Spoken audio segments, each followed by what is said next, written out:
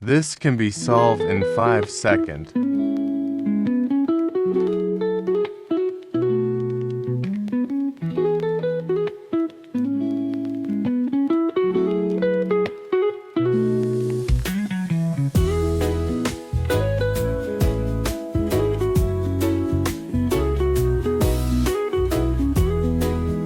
More calculus tricks in my 100 calculus problems PDF.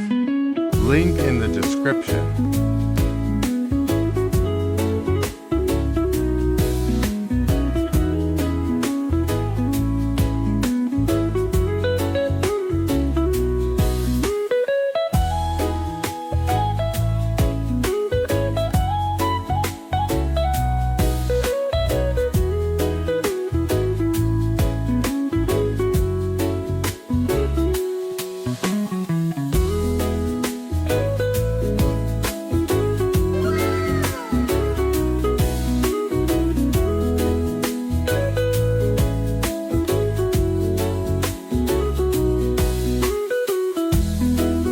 Sub for daily calculus trick.